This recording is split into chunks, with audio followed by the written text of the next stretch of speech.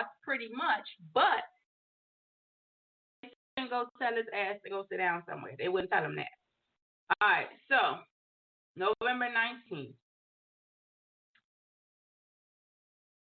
This is where Rudy Giuliani had the blood stuff running down the side of his face. I can remember this.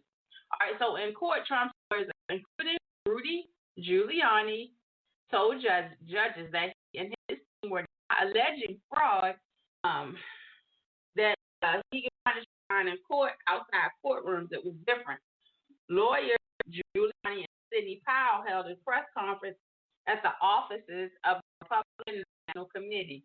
So they held a conference or whatever, and they basically said that they were going to go to the Supreme Court and through other measures to have votes recounted because they believed that it was fraudulent. Okay, now December 1st, the warning. Gabriel Sterling, a Georgia election official, made an appeal directly to the president at an Atlantic news conference. Stop inspiring people to commit potential acts of violence. Of course, he kept coming out saying that it was fraud. So then you got all these in different parts of the country because people are saying, they their votes didn't count or their votes weren't counted or votes were being changed. And all this was incited by the President of the United States at that time. All right, then December 14th, the electoral college vote. Presidential electors met in their state capitals and cast their votes for president. A last-ditch lawsuit to disrupt count supported by numerous Republican state attorneys generals have been dismissed by the Supreme Court.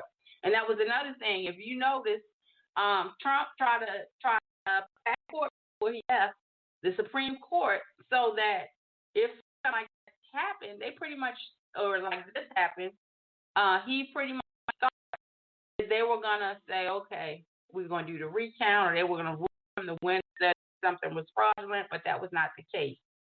All right, so then on December 15th, McConnell signaled that a time for the few legal inquiries had passed. Today, to congratulate President-elect Joe Biden. So December 15th, McConnell finally went on and acknowledged that Biden had won. On December 19th, Trump tweeted about the upcoming joint session of Congress, where the electoral votes submitted by the states to be counted. And then he also put, now he tweeted out there, he said, big protest in D.C. on January 6th. Be there. It's going to be wild. Okay? There you go. He's been telling the people a month pretty much that they was going to get ready January 6th. Stand back and stand by. All right? And it all comes down to this day, where on December 19th, he said, hey, see you guys in D.C. It's going to be wild. All right? Big protest. That's what he said. December 30th, the objection. Missouri Senator Josh Hawley announced he would object to the certification of the election on January 6th.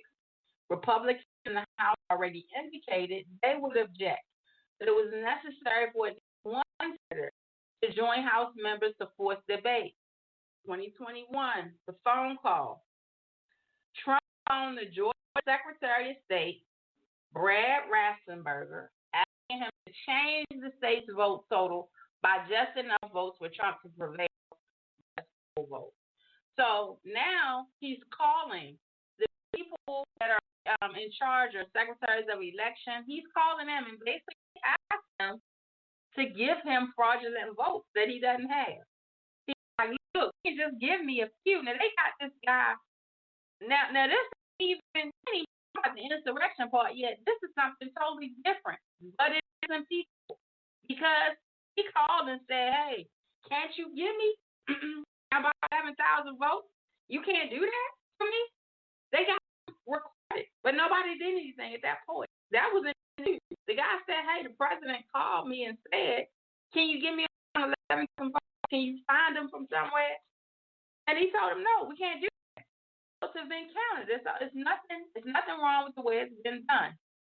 All right. Also on January 2nd, Before that call was made public, and it was made public, the Proud Boys announced that they would attend the January 6th protest.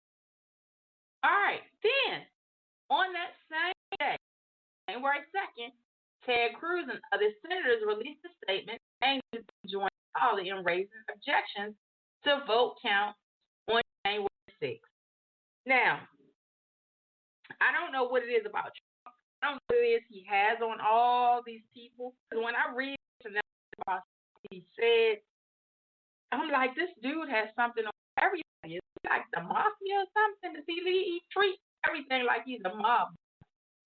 Now, I can remember him saying, when I'm sure many listeners can listen or remember him saying he can walk down Fifth Avenue in New York and kill somebody and get away with it. He's gotten away with a lot of stuff. And as far as I'm concerned, he's responsible for the 5 people that lost their lives on January 6th. Okay. All right. So fast forward a few more days. January 4th, campaign speech. In a failing effort to win 2 Senate seats for his party in Georgia, the defeated president talked extensively about his false claims of fraud and said he would fight like hell. Okay, so what are you fighting for? You already lost. You're a sore loser. And at this point, it seems like the Trumplicans would have given it up. You know what I mean? Like I said, they should have sat him down like the little boy he is and had a conversation with him and told him it was all over.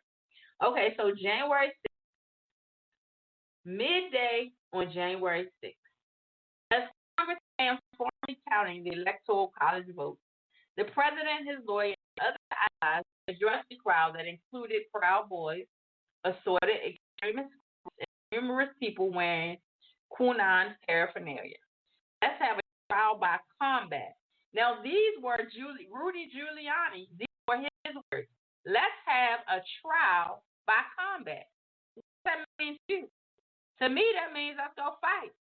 Let's go start something. So I'm just sitting here thinking, suppose this would have been like Black Lives Matter out there. It would have been a lot more than 5 or 6 lives lost. Because they tore their asses up out there. They would have came up in that Capitol building like that. All right, so it says you'll never take back our country with weakness, Trump said. You have to show strength and you have to be strong. After a brief session of peaceful protest, Trump released the crowd that he had been priming with lies for most of the year and sent them toward the Capitol.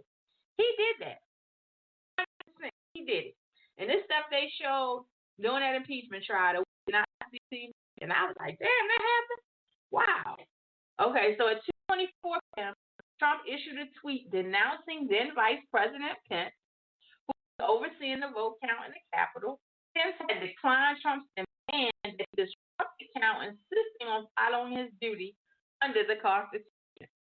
Now, I gotta give Pence a little bit of props.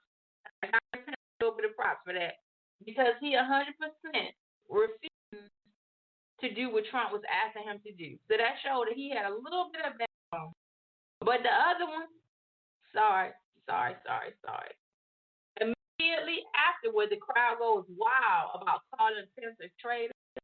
Brian Goodman of Just Security. Goodman's website compiles timestamp video of a writer inside the Capitol shouting on the phone, "Can I speak to Pelosi? Yeah, we're coming, bitch. Oh, Mike Pence, we're coming for you too, fucking traitor." These are the words that they said when they called on the phone. I don't think they showed that part on TV, but when they were doing that impeachment trial, you heard all that. You heard all the phone calls, and that's exactly what they said. All right, so they said, "Bring out Pence." The other riders were chanting, "Bring out Pence, bring out Pence," and they had went on and constructed outside a place for them to hang both Pence and Pelosi. All right, Robert Pace, who studies political violence at the University of Chicago, says that numerous rioters told reporters at that time and the FBI afterward why they had attacked. Trump told them to. Of course Trump told them to. Come on now. All right, at 4:17 p.m. on that same day, now remember this is January 6th. This is the day the insurrection took place.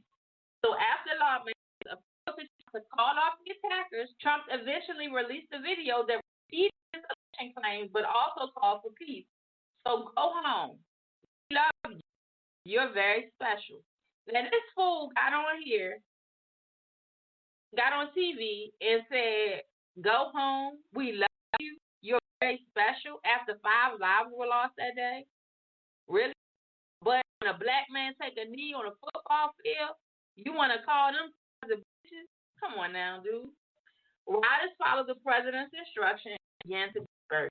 Congress eventually reconvened that night and formally certified by the election. 6:01 p.m. In one of his last tweets before his account was removed from Twitter, the defeated president appeared to justify and celebrate the attack. These are the things and events when what he falsely called an 11 victory is stolen. Go home with love and peace and remember this day forever. It would not be until a week later, the day the House impeached him, that Trump delivered an unequivocal denouncement of the attack. But the only reason he did that is because he was about to get impeached. Okay, now, but the reason I really wanted to talk, because it really, I don't know how many of you actually watched the second impeachment trial, but like the first one. I can remember in the first one, the overwhelming amount of evidence, and I was like, there's no way they're going to keep him in office. And then when I watched Republican senators stand up and say, well, yeah, he's an idiot, basically. We know he's guilty, but we can't remove him because, it's going to make us look bad. And here we were again, 7 people in the trial. Overwhelming amount of evidence and video footage. And I thought we had saw all the video footage on CNN, Fox, all these news channels, but we didn't, because they showed some video that we hadn't seen that was much worse than what we saw. But again, the Republicans stood up one by one. A lot of them, if you watched it, they weren't even present. They weren't there. They were somewhere else. And the ones that were there, they were playing with ink pens, just like they did in the first impeachment trial, playing with paper clips, not paying any attention. And then when it was time to make that vote to remove him, because some people get it confused. They keep saying, well, he wasn't impeached. Yes, he was impeached. He was impeached twice. He's still a 2-time impeached president. That's not going to change. Now, whether he actually, the other thing is removing him. Now, you get impeached and then they vote to remove you. And so a lot of people also compared him being impeached to Bill Clinton, which I don't know why they would even do that. Bill Clinton got a blowjob and gave him on a girl dress. This guy is responsible for people being killed. They really tried to get Clinton out of there. They wanted to remove him. But my thing is, they once again remove him because it was going to make them look bad. I don't see how they can look any worse than they already look. The United States is already the laughing stock of the whole universe. You know what I mean? So, the difference is going to make now if they would have removed him. But now, Trump probably can have it somewhere else. Now, the United States, it's going to take a long time for us to regain any respect that we have from most other places, because pretty much Trump in his term tried to dismantle NATO. He did away with a lot of treaties and things like that he had with other countries. And then I know that Biden, his first days in office, he did kind of undo a lot of things that Trump did. But my whole thing is still, after all Trump has done, after all the lies he's told, we know that he never told the truth. People still support him. People still are saying stuff like, they're trying to take my guns away, and they're trying to do this, and they're trying to do that. And a lot of people that I talk to that are Trump supporters, I realize a lot of it is just he speaks. He really does speak for those people that have hate in their heart, greed in their heart. They want everything for themselves? Is somebody going to take